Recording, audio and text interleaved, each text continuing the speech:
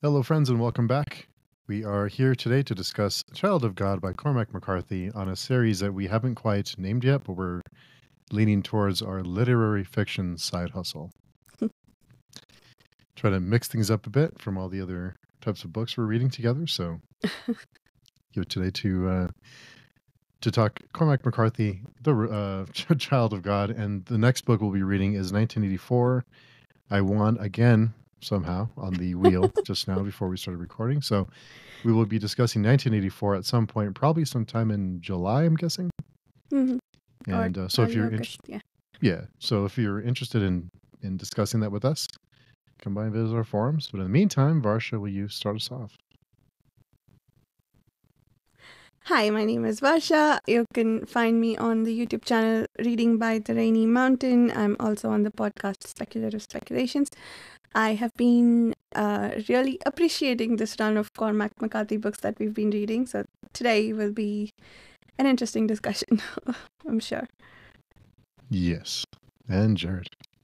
And I'm Jarrod. I run the Fantasy Thinker YouTube channel, and I'm also on Speculative Speculations. And this is my first ever contact with Cormac McCarthy. Oh, you didn't read The Road or I have not. Blood Murder, though? I thought you did. Oh, this should be fun. This is an interesting McCarthy book to start off on.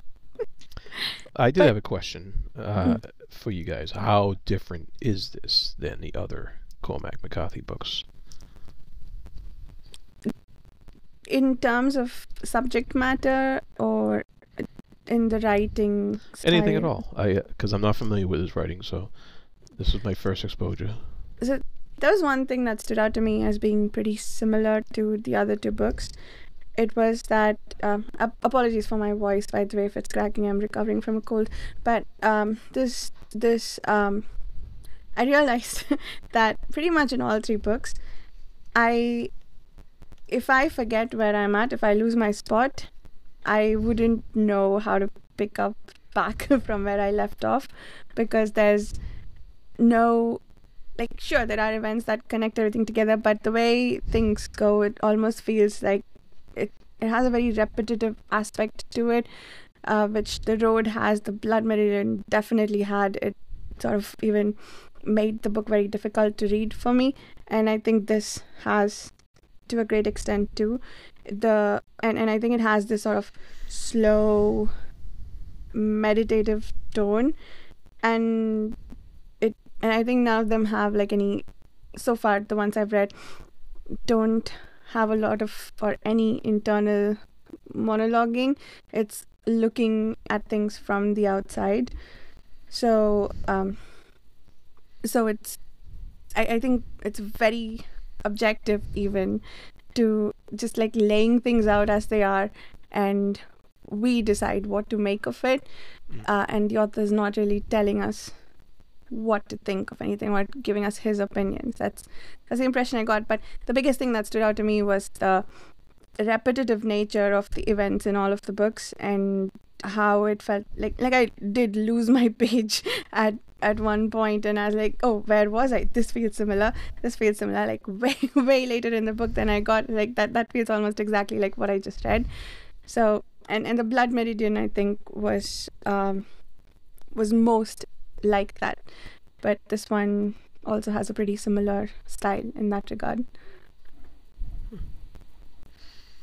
Yeah, I think the writing style is very similar. It is very repetitive. It's such a short book, though, that it felt very, very repetitive. And I'm sure I don't want to spoil Blood Meridian, but so in Blood Meridian, I think there's a point to it. I think he's hammering home a certain point about the West and all the things we've talked about in that discussion. You haven't listened to that, go listen to it.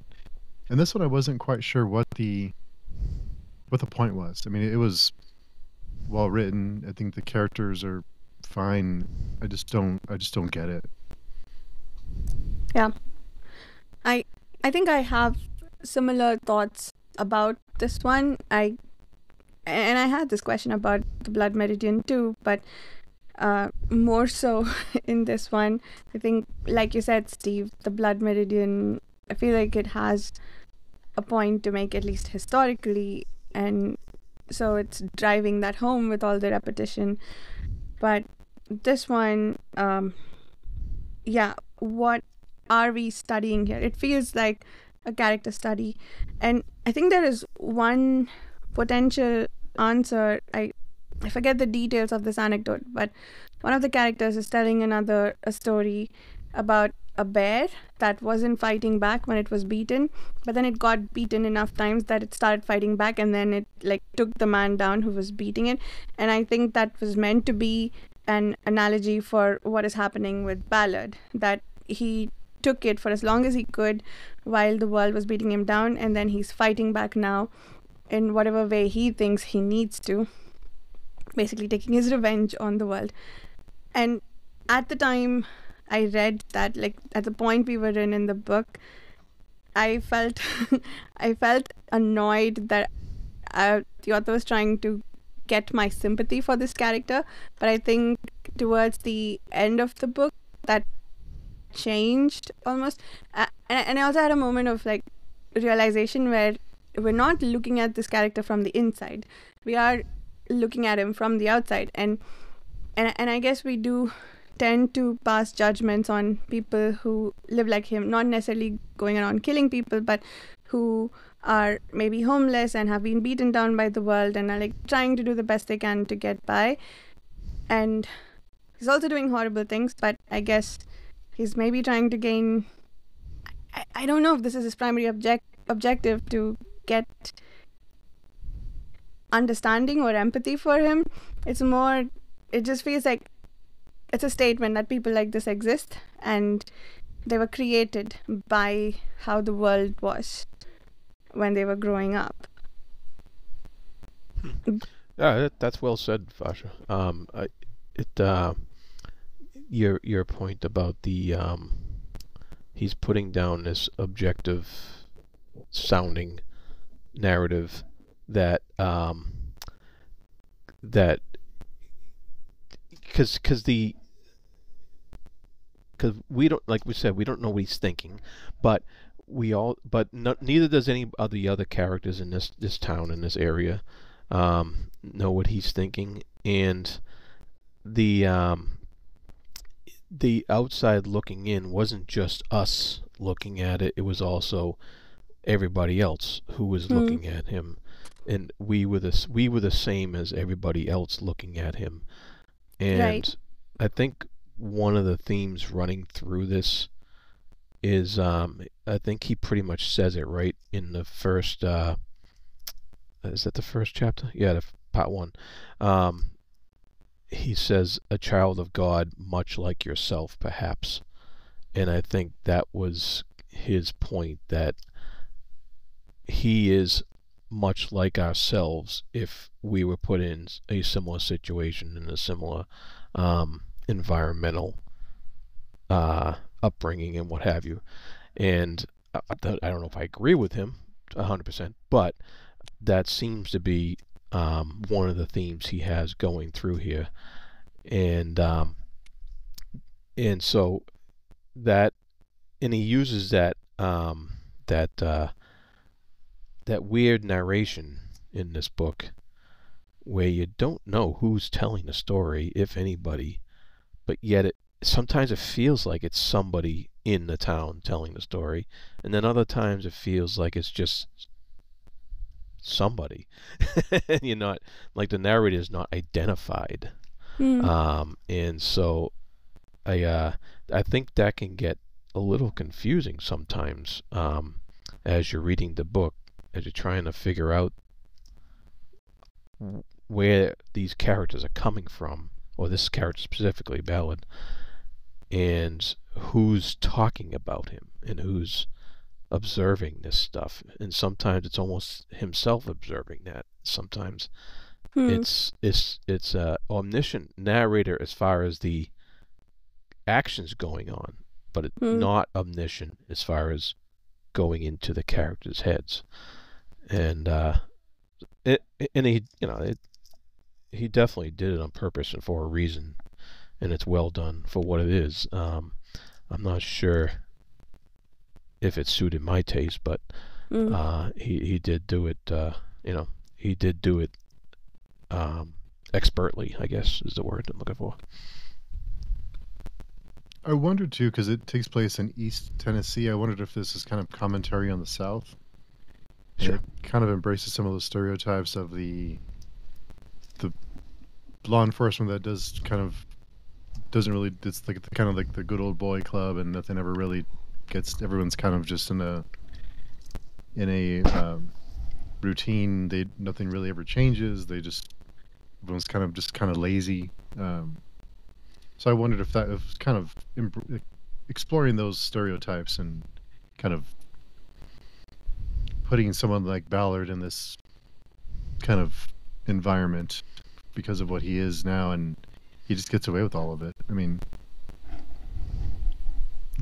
there was one thing that it's really bothering me. It's okay. So he happens upon a car idling, and the couple inside is dead, and then he pulls the body out and he does things to the body. What I was confused about is I kept rereading this because I wondered, did he kill them? But he happened upon them; they were already dead. Yeah. But the car was idling, so it couldn't have been dead that long. But what happened to them? Good question.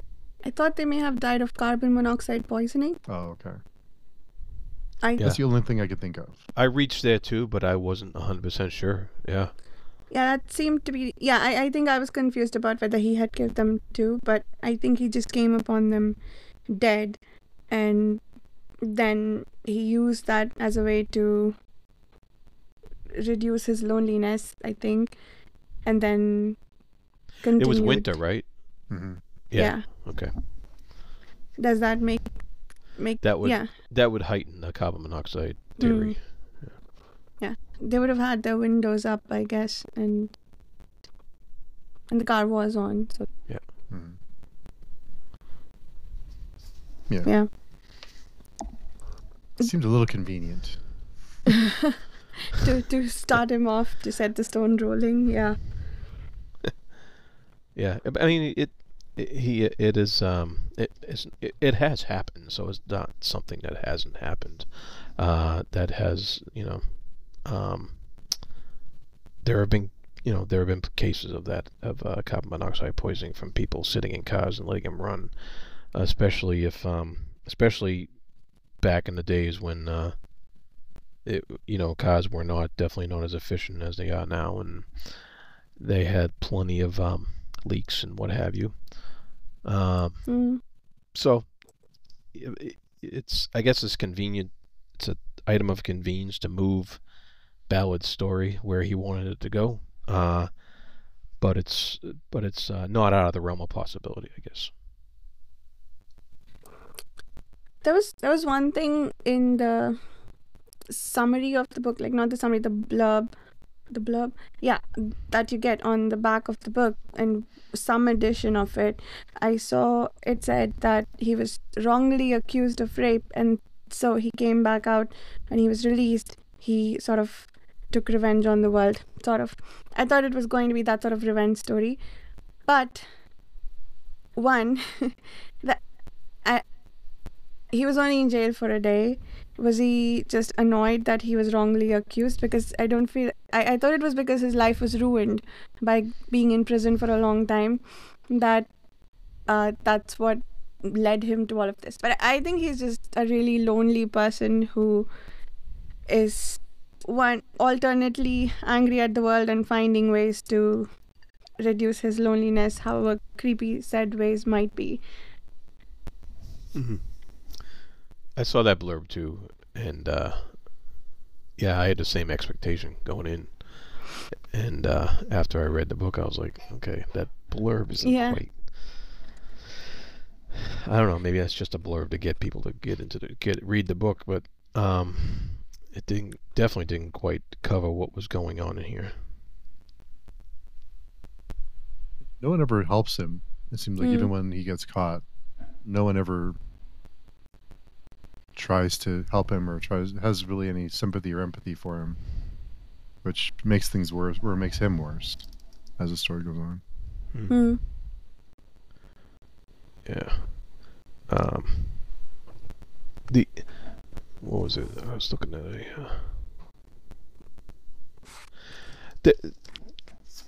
there was a lot of comparisons of Ballad to animals, to beasts. They called, like, early on, they called oxen contrary, and it said, you know, there was no more contrary beast than them, and he was also talking about Ballad at the same time. And then they compared Ballad to something like a sick dog, and that kept going on throughout the whole book. There was a little thing with a boar that was related to Ballad as well, and I was just kind of trying to figure out is Ballad supposed to be no better than a beast, and is that why he acts the way he does? But then, would a beast do those things that he did? I don't think so. So how is comparing him to a beast in many cases something that we're supposed to, like, what is he trying to say by comparing it, Ballad, to beasts a lot throughout the book? He seems to be making, well, I don't know what point he is making, more like pointing to, I guess, that there are these terrible parts of human society or human nature, and maybe he's saying that those come from our baser or more animalistic instincts. That's the most I can think of. But you're right, like, I agree with you, the animals aren't as willfully cruel as he is. Even before he started the murdering with after he found the body in the car, he is not very likable, right? He has, I don't know, there was a statement somewhere, I forget the details of it, but in an interaction between him and a child or something, he is cruel to them. And so he's not exactly being a very nice person. And yes, I think you can make an argument for the world around him made him that way. The circumstances in which he grew up may have made him that way. But there is also something to be said about being able to, like, being in control of your nature. And maybe I think even the cruelty must come with some control. Like, and that I know that statement lacks nuance, but in this particular instance, I feel like there are moments when he's choosing to be cruel, and animals only lash out in pain. Or is that what he's saying? That animals, like an animal, he's lashing out, and this is how he's lashing out, and somehow that's worse than what any animal would do.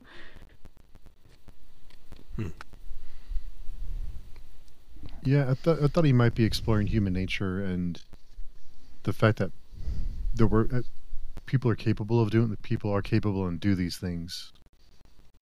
And where is that line keeping people from doing these things daily, or just kind of acting upon their base instincts, and kind of what everyone is capable of and what keeps everyone from being civilized? I guess what would a situation where someone would do those? I think the necrophilia is where I think kind of loses me on that, because if it was, I think it could be because he was lonely, I guess, is the reason for that. But I think that's where kind of lost me on that one. Like the rest, I could, you can kind of, and but and he does lots of awful things in the book. Yeah. But, I mean, I guess you could look at that as a form of control for him, because he had no control over any of the other females he had met previous to that one. Because didn't he get kind of made fun of by the girls on the porch, and so I guess you could say that's a form of control on his part. There were a couple of there's one line where he says his wrath seemed to buoy him up. So I was like, okay, that's his, so his anger seemed to make him stronger and more in control of the situation. And then it says, some halt in the way of things seems to work here. See him. You could say that he's sustained by his fellow men, like you. He has peopled the shore with them, calling to him. A race that gives suck to the maimed and the crazed, that wants their wrong blood in its history and will have it. And it just seems that he's using that anger and using that penchant for violence in that I think the author is saying in all people.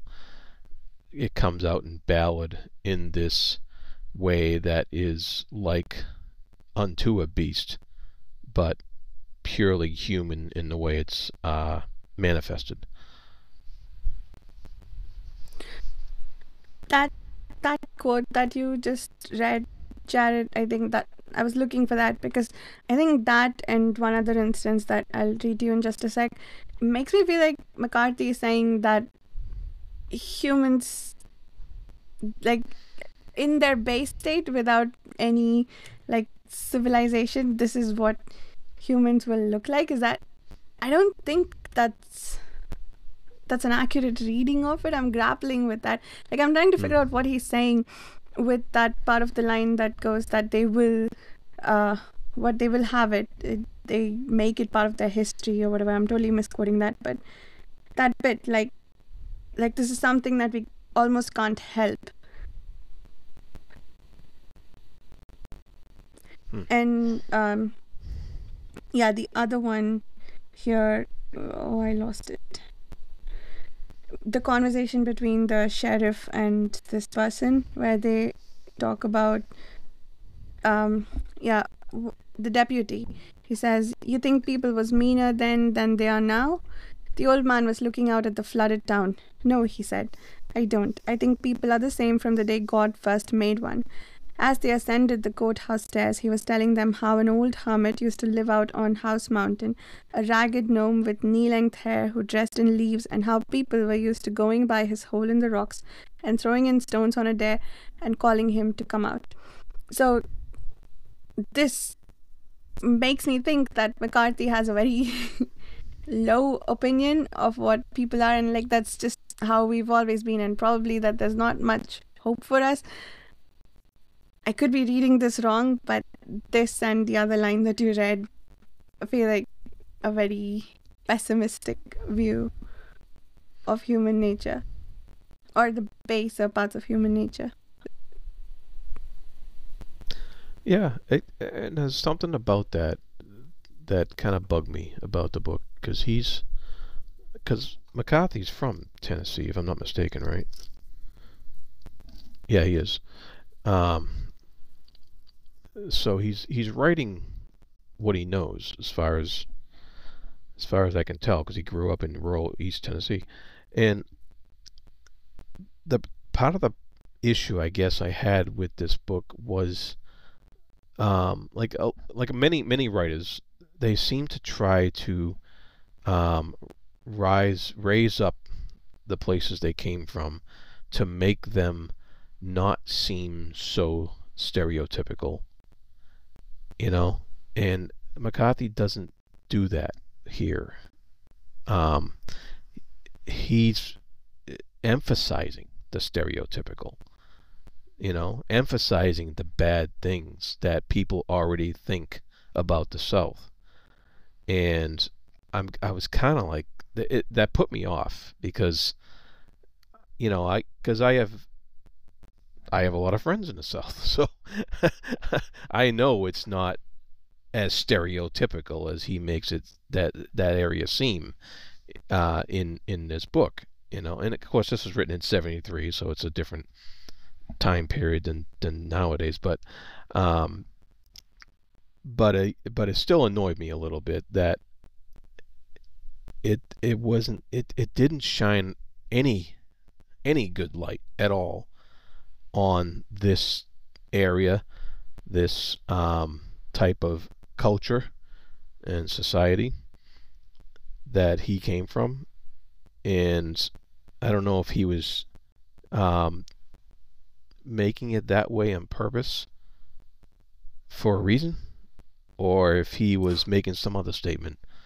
And so I don't know if he's saying, look, you can come from somewhere and still you can show the worst of it, or if he actually was just mad at where he came from, in I don't know. I'm trying to figure that out, and I really didn't like how it was portrayed, knowing what I know about the areas I've been in the South. So that kind of stuck in my craw a little bit. Yeah, I've been to the South, and I used to have friends from there. They're some of the nicest people, kindest and nicest people. Yeah, it's like anywhere else. I mean, there's good and bad, and Yeah. it's just yeah, some of the friendliest people that I've met, especially in Tennessee. I spent lots of time in Knoxville for work, and I don't, but yeah, I'm sure there's pockets of places you don't want to visit that are, they're out there. But I'd read some reviews or some kind of analysis on this book, and what I found was that McCarthy wanted to humanize Ballard and want us to make him empathetic. I don't know. I didn't find him empathetic at all. Yeah. See, even as an apology for this is why he became the way he is, the way he is so extreme that I don't think it works. If it's like going back to that analogy with the bear, if you're saying that if you are cruel to someone, they will be cruel to the world, I think there's a lot better ways to make that particular point than to go to the extremes that he has with Ballard as the person who turned on the world and became cruel.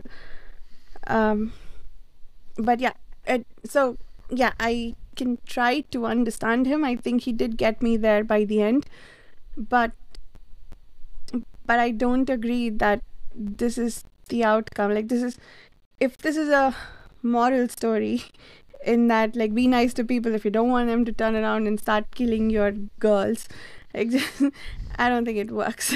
I don't, because he is so extreme. I think he would be failing at getting his point across if that's the point he's trying to make, because it's almost a caricature, the extremity of what he does. So, like, no one's going to buy that that's what happens. So I don't, yeah. Yeah, and he detailed Ballard quite a bit throughout the whole book, and didn't rise above the stereotype of Ballard being the Southern boy who never had any love and takes out that frustration on the world around him. But he also, even the minor characters, like the girls on the porch, were so stereotypical. They basically come out and hop on any guy that comes across, and I was just like, I was just like, okay, give me a little something here that I can latch on to like the people in this town and these characters. And like Steve said earlier, the good old boy sheriff and the good old, and I was just like, give me something, something to latch onto here that I can at least find somebody in this story whose point of view will at least give me some insight into something that's not stereotypical and that's not full of despair about the human condition. And I had a hard time finding it. I think if the goal was to make Ballard empathetic or sympathetic, I think we had to spend more time with him when he was younger and kind of get to know him a little bit, and before he turned into a monster. That might have helped me anyway, attachment, kind of get some attachment to him and who he is, and kind of see that transformation from just a young person trying to get by to this murderer and awful person later in life. But I wondered, is McCarthy playing with stereotypes with this? And if he is purposefully playing with stereotypes, is it to make us like to explore what we expect? And if he does present us with stereotypes, is he looking for what we kind of the judgment we place on this character? Is that maybe what he's playing with? Is giving us these stereotypes and then saying, kind of making us look at ourselves and what we expect from certain people? Or like if we can't find sympathy in that because they are stereotypical? It's almost like I dare you to judge these people. You know what I mean? Yeah, that's a good thought there. Yeah, I think I was wondering, like, I'm not familiar with any stereotypes about the South. I didn't grow up in the US, but speaking of stereotypes in the abstract, I wonder, like, if he's doing with the town what I think he's done with Ballard, where we're looking at him from a distance, and if we saw someone like that in real life, maybe we would promptly pass judgment on them. But he's giving us enough context around that we'd at the very least be careful about passing judgment on him, if not become entirely sympathetic to him. And I wonder if the stereotypes that people typically tend to use about the southern towns, perhaps, to pass judgment on them, they're like, these may be some circumstances that give rise to those stereotypes, and so maybe be careful before speaking about them. Perhaps, like, I suppose that's a kindly way to look at the portrayal of said stereotypes. Yeah, and I could see that, and I could see that, and I could see somebody who reading this book who would actually like that aspect of it and would say, "Oh, wow, that's cool that he did that," and because he definitely wasn't. This wasn't an accident, This was very deliberate and well done for what it was. His structure is great. He uses the words in the way he does on purpose to get you to read it in a certain way, with the whole lack of punctuation and lack of quotations and stuff like that, and even lack of clear narrator. So that's all done on purpose to kind of confuse the questions, I would say, so that sometimes you don't even know what questions you're asking about the narrative in order to maybe pass judgment on the narrative itself, the same way that he wants to confuse the way you pass judgment on people. And so I think that's maybe part of his design. Yeah, I like that. But I still don't like it. it's just so it's just so extreme. I think Yeah, it is. it's just so Ballard crosses so many lines that it's hard to once you cross certain lines, it's hard to I don't know. It's pretty bad. Yeah. And there's a great quote in here as well. That's given it's referring Ballard. I think. Well, the quote is, "Given charge, Ballard would have made things more orderly in the woods and in men's souls." So he's saying, what if Ballard was God, and what would his universe look like? And I think that's also part of the control that Ballard was trying to take, and so that Ballard could be, in those shoes, in God's shoes, controlling his environment and controlling the things around him. And because there was quite a few times where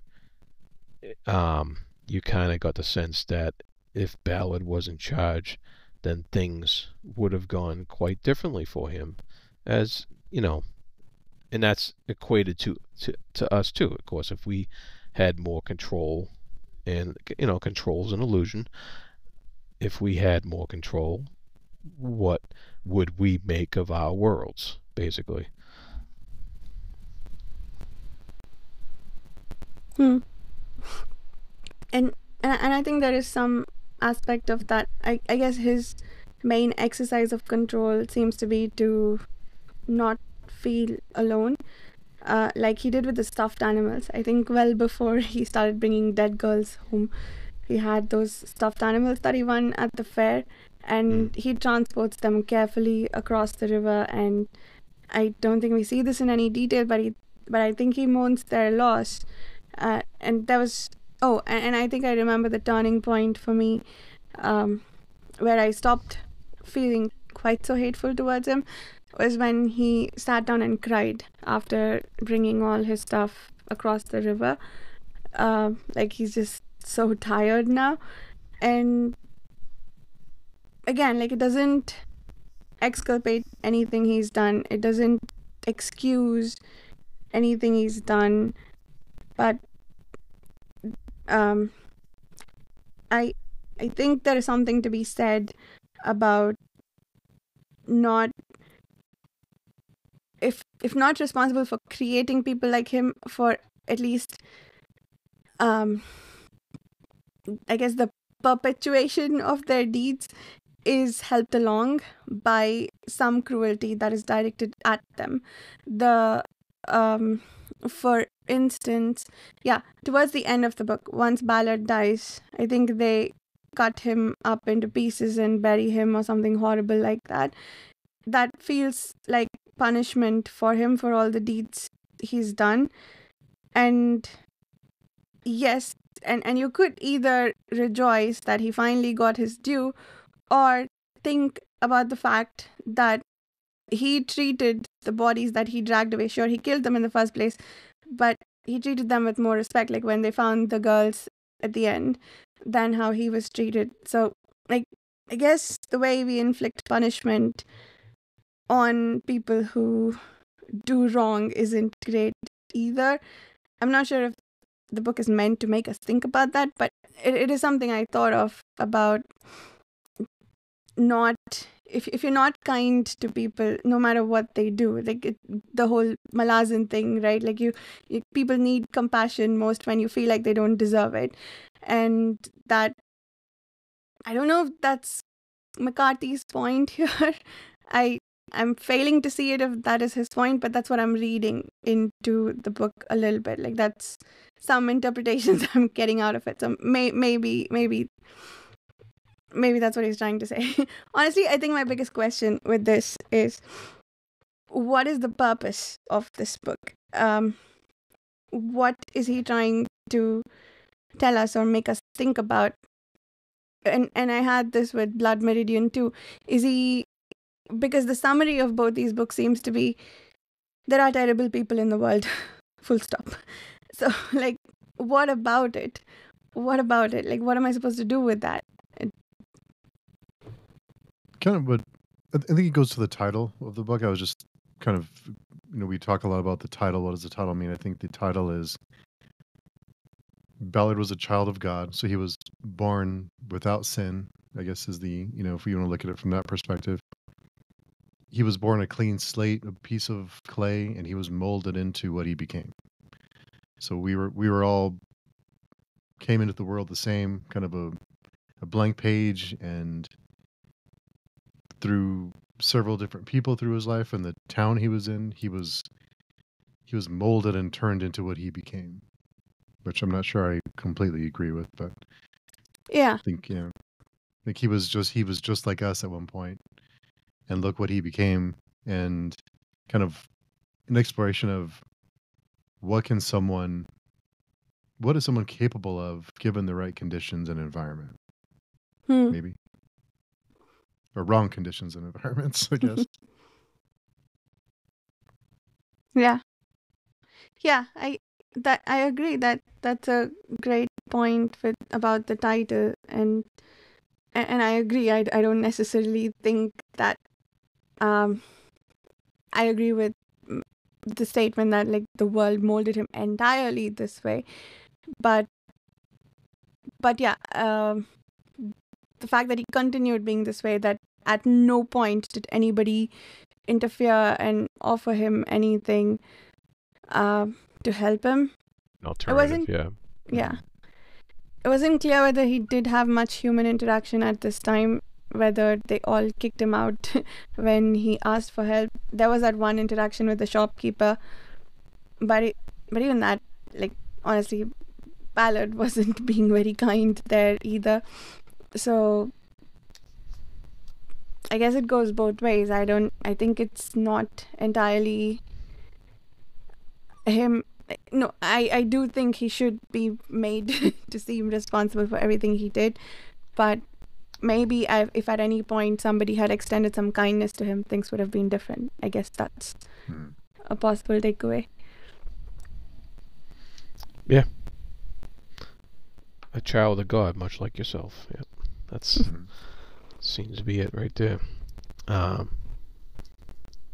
It's kind of interesting that even the way he was dealt with at the end was still, a stereotype of a bad, corrupt southern place. Oh, really?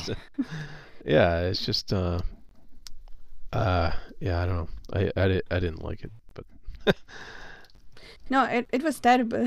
Yeah, and it apparently he didn't get a trial, and no, they don't do we that. know that he did something wrong, but he was sent into a mental asylum, and yeah, that was my point about, like, and perhaps that is stereotypical, but there are systems of punishment that we have around the world that don't necessarily help rehabilitate anybody.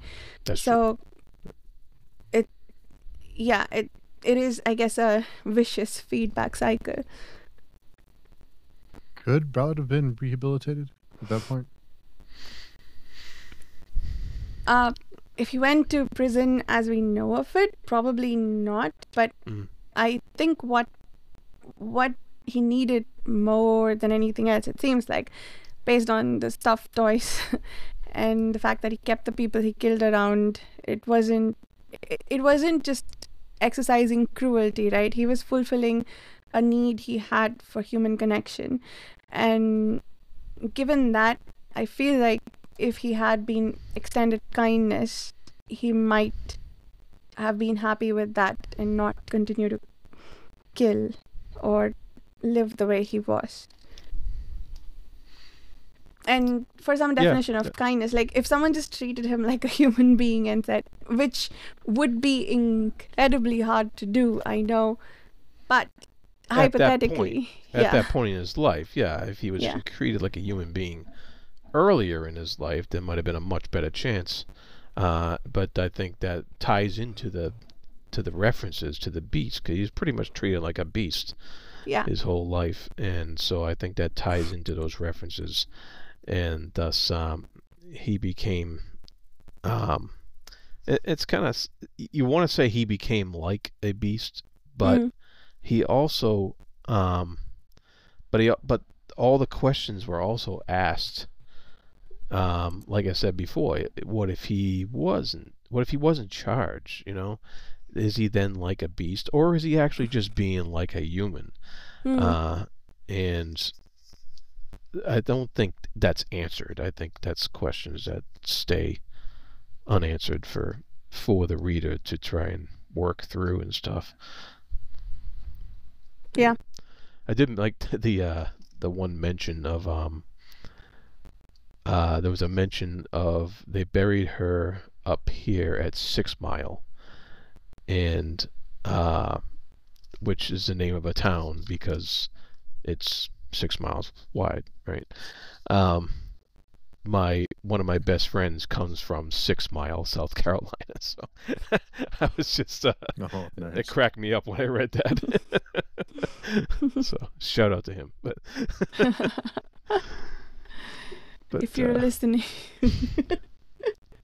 Yeah, but that's pretty much what I got out of it. Not the most pleasant read in the world, I gotta say. It was quick though. Yeah. It's a very fast read. It flows very fast, and it's only 200 pages, so. Yeah. It was pretty quick to read. Didn't hurt too much. No, this is our third McCarthy book, and I still sometimes struggle to get into like a rhythm with his prose. I just can't like get. It feels very. I don't know. I'm still getting used to it, even after all these books. I'm finding audio much easier to follow. The audiobook. When this was much better than Blood Meridian in that regard, but Blood Meridian was full of these long sentences, Jarrod, that it was just, for me, really hard to keep track of what happened at the beginning of the sentence by the time we got to the end. And the audiobook really helped for that. I think this was much better, but there were still some long sentences that I had to go back and read 3 times over to figure out, like, to find my groove again and keep going. So, yeah, there are some interestingly, I don't think the Road had that much. But Road, what was interesting about that was the audiobook said 5 hours, right? And usually I can read a little bit faster than the audiobook time for any book. I took almost double the time for Road. I just spent so long on it. I think I was thinking about it, but also, it just required a slow, meditative pace of reading, I think.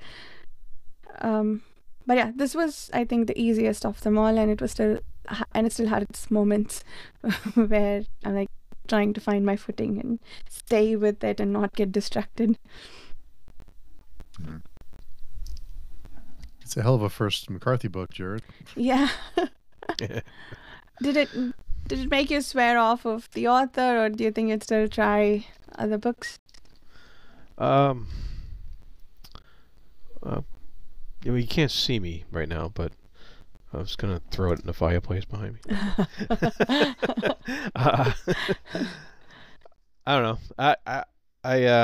I'm not gonna go pick up any more McCarthy books anytime soon, unless the boss Varsha tells me to. I took a McCarthy book off the wheel because I feel like we need a break from him right now, but I will put one back on there eventually. I really want to read The Passenger, but I might sample it first to see because based on the descriptions, it feels like something that I might really love. But, yeah. I mean, you guys said The Road was post-apocalyptic. Mm-hmm. Really good. Yeah, Really I think it's my favorite. I would be interested in that one. I think more than Blood Meridian. But so yeah. Blood Meridian is something. Yeah. It's super violent. I think McCarthy has really what's the word I'm looking for? Drilled in for me the fact that I can appreciate a book without liking or enjoying it. I think that's always been true, but like 2 out of 3 of his books, that has been true, like immensely. And like I rated both. On Goodreads, I just do like ratings for myself to remember how much I liked the book, and I did. For how much I complained about Blood Meridian as I read it, I ended up going and rating it 4 stars. Same with Child of God. I wrote a lot of angry notes throughout. 4 stars. So, like, yeah. I just feel like it's impossible to click on that 3rd star, like anything less than that. So yeah, he just make me think about a lot, and I think I think being unable to discern exactly what he's trying to say helps, because I can go in directions that I want to go. And so because I got that out of that book, I'm like, yeah, okay, I like this, I guess, maybe in some strange way. Yeah, I think going into McCarthy book, I expect to be challenged in a way. Like, I know it's not going to be an easy read. I know it's not going to be something I can pick up, enjoy, and sit down and move on. It's going to be a slog at times, but I know that I'll have something to think about after, even if it's challenging in some ways. And so, yeah, I think whether, like, the book itself, the story was okay, but like we can sit here and talk about it for hours, I think, if we really wanted to. Yeah. So it's challenging, but in a good way. Mm-hmm. There was this nice bit, not nice exactly, but the bit at the end when Ballard was coming back from the cave after stranding those people who wanted to. When he was coming back from the cave, and there were all these roosters waking up and calling to each other. I felt like that was a very poignant moment in the book, because the roosters are, as they're waking up, finding this community that Ballard hasn't had his entire life. So I feel like there's these like little interesting comparisons and parallels throughout the book with other things, just like many different ways to tell us that this is a lonely man and he's doing things to not be lonely anymore. Which reminds me, I meant to ask, why do you think he turned himself in towards the end? Because he could have run. Did he not want to continue living like that anymore? Was he tired? Just thought he was tired. Yeah, I think so. And it also might go to your point where about him being lonely. So if he ran, he would just be more lonely. And the one thing I was a little confused on was, where did he get money from? You know, when he went to the grocery store and he bought stuff, the guy made him pay cash because he didn't want to put any more credit towards him. I think he looted the bodies. He looted the bodies. He looted the bodies in the car. The couple. I think he went through their. He went through her purse and his pockets, I think. Yeah. He got some. He was he had some cash after that, I think. Yeah. And that's where was it just that, or was he? For some reason, I had the impression that he was getting like some sort of government check or something like that. Oh. But I don't know why. I thought he had, because I thought he had some money before that incident where he started looting the dead bodies, but I could be wrong. I don't remember quite. I think he had come by the money because of the sequencing of the scenes. I think at least what he paid the shopkeeper was from what he looted from the car. Right, but okay. I'm not sure if he had other means available to him. Yeah, and the turning point, sorry, we didn't really talk about it too much, but the turning point was when his house burned down, right? And while he lived there, people apparently used to come and laugh at him. Some children used to come mock him and so on. I'm not sure if that's also leaning into more stereotypes there, but his house burned down, and it seems that nobody helped him after that. But there is also the fact that he was allowed to live there in the first place. It wasn't his home to live in, and he was just squatting, and they were tolerating him. So he did get some kindnesses in that way. But yeah, I guess that was the turning point where he's like, I've had enough. I need to do something about this, maybe. Yeah, that's funny because we couldn't see any real good qualities in this character. Mm. So you can see how the rest of the town would not have seen good qualities in this person. And you see why he didn't get the help. We never actually know or find out, like you said earlier, that how he got that way. But yeah, it just makes you think more about what was he trying to do with that premise. Yeah. That lack of good quality in a character. Yeah. I mean, I feel like this is just me, but I feel like when you're exploring things like this, there's usually a point to it where you're saying, okay, be nice to people, or like don't behave in this manner, or this is what happens when things work a certain way. I don't feel like I got any of that out of this. Like the overwhelming point seems to be, look, terrible people exist, and that seems pretty much it. I don't know what oh, okay, sorry, let me rephrase. I don't know what the call to action is in this book, if that makes sense. I don't know if there should be one. I usually like for there to be a call to action. Like, I may or may not be the action that is, I may or may not like the action that is being called, but what is it that you're trying to tell me to do differently? Maybe be compassionate, or be aware of people, and be empathetic. I don't know, maybe that's kind of the only thing I can think of. Yeah, I'll take that. That's a good one. Yeah, I don't know. If he would have been able to have us relate at all to anything in this book, then I would say, yeah, he might be trying to pull that off, but it's almost like a pamphlet of, here's this place, don't go there.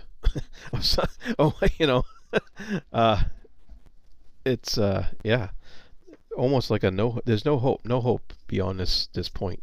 And I don't know, it's like we're just guessing. I think we're searching for a little hope. And I think you're searching for a little hope, or a little there's a little wish, fulfillment, in trying to find what good this book is trying to tell you. And I'm not 100% certain that there is that point's there. So it was a tough read in that respect. Yeah, I agree with you. I think, yeah, I agree with the point you made, Steve, about compassion, but I feel like we had to really dig to get there. And it wasn't immediately. I would need more proof for that somewhere. Yeah. Like you'd have to really point it out in the text somewhere to really get me on board with that. Yeah. And the town doesn't seem like it changes a whole lot. I mean, the town that they live in seems very, very static. I mean, Yeah. Ballard changes. We see Ballard change. He goes from bad to worse. But the town doesn't really. The townspeople don't seem like they change. It seems like everything remains the same. That could be another stereotype that he's playing with, that McCarthy's playing with, and kind of exploring on they're kind of oblivious to Ballard and not only what he's doing all these years and the kind of person he is, and no one notices Yeah. at all. So he's invisible. Even in a small town, he's invisible. Do they just ignore him because they hope he'll be someone else's problem until he's their problem and hurting them? Mm. I don't know. That's another thing is that the town's very stuck. It doesn't evolve at all. Yeah, you're right. It's quite static.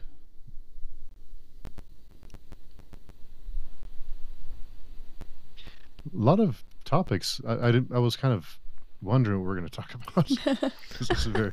This is a very short book, but yeah, I think it was a challenging read at times. Yeah, certainly. And I didn't think about the town aspects at all. Like for me, I didn't really place it. It just felt like a random village, could be anywhere. But hearing you guys talk about the potential stereotypes associated with how the town is portrayed, I think that's an angle that I probably wouldn't have thought of on my own. So it is, the discussions always help. I think see a book differently or more into it. We were talking earlier during the SF Masterworks group also how the discussions expand our views of the book. So yeah, I think in that sense it did give me more to think about with the stereotypes, like what is he even trying to do there by leaning into them. Yeah. And like I said, I read it quickly. But I think, because I read it, I don't know, 3 days, 3 sittings. And I think I read it that quick because I wanted it to end. And I wasn't going to just not read it. So I was just like, all right, let me get through this as quickly as possible. So those last 60 pages flew by. But yeah. And honestly, the last 60 pages weren't even bad. I think I was dreading them because I thought things would escalate from where we had already gotten, but they were actually resolving by the time we got there. So it was nice to have that closed out. It is, if someone is, this isn't the first McCarthy book I would recommend to someone who hasn't read him yet. But yeah, it was a different one for sure. And I was apprehensive going into it because of the premise, and I'm like, given Blood Meridian, I guess we can see what he might want to do with this, but I was nervous for it because I love how effective he was in The Road, and he was, like I said, Blood Meridian, I didn't like it, but I appreciated it, and it was pretty gory and gruesome. So I was nervous about this one because I'm like, he's going to do a good job, and then I'm probably not going to like it very much. But it wasn't what I expected, and that, I think, was surprising. Like, going back to what you said all the way at the beginning, Jarrod, when you were talking about how we didn't get any like internal monologues or perspectives, it felt almost like a movie was playing out the whole time. Like there were cameras placed in various parts of town and we were just observing different people do different things, and some people talking to each other, and I didn't really catch on to it until about the midpoint of the book, where like we don't know what anyone really thinks. We don't know what the heck is going on with Ballard. And I think at that point I'm like, okay, an external view into this guy, I can maybe start figuring out what it is he's trying to do with this character. Like at first I thought it was going to be an internal psychological exploration, and I did not want that. I did not want to be in the head of a serial killer. But looking at it from the outside somehow has made me almost feel bad for the guy. So I guess it was effective in that way. Yeah, when we were choosing, it was a very scientific process. When we were choosing the books to put on the wheel, I just picked a random McCarthy book. I didn't even know what it was about. I'm just like, that sounds interesting, and it's like 200 pages, so sure. But yeah, I had no idea what it was about. But oh, interesting. I thought you picked it for the serial killer aspect because because I know you like horror, and I thought maybe the horror element of potential horror for this. Like, speaking of, did anything appeal to the part of your brain that likes horror in this book? Not really. This is much more visceral and disturbing Hmm. in a very grounded way. Hmm. It's not a whole lot of it's pretty disturbing, but I guess in a way, but Yeah. very Well, is it disturbing in a way that elicits disgust or elicits fear? You know, I think that's it's a good more point. on the disgust side, probably, right? Yeah. There's some very please don't do that, and then oh no, he did it. Yeah. Yeah, there were parts that you could almost see where things are going right, and you're like, no, stop right now. Like when he went to his friend's home when she was alone with the baby, and this is not going to end well for any of them. But and everyone seems very oblivious to him, and yeah. Yeah,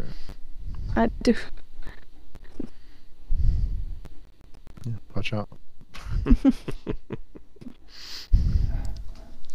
Well, cool. Anything else you guys can think of? Nothing from me. Nope. I think we're good. Yeah, so 1984, looking probably August-ish. Yeah, But thereabouts. Sure. Yeah.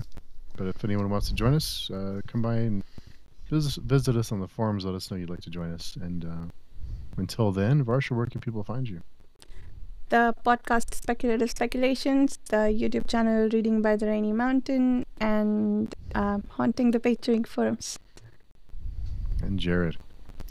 And you can find me also on Speculative Speculations and the YouTube channel, The Fantasy Thinker, and a few other fine podcasts on page viewing as well. Yeah. There's a few. Well, cool. So yeah, until next time, challenge and read, but I think these discussions help. So there's a lot of McCarthy diehards out there, so hopefully we didn't offend anybody. Like, you just don't get it. But until next time, I'm sure that'll happen. Oh yeah, I'm sure. Someone else is like, these people are idiots, they just don't get it. Yeah. So until next time, we'll talk to everyone very soon.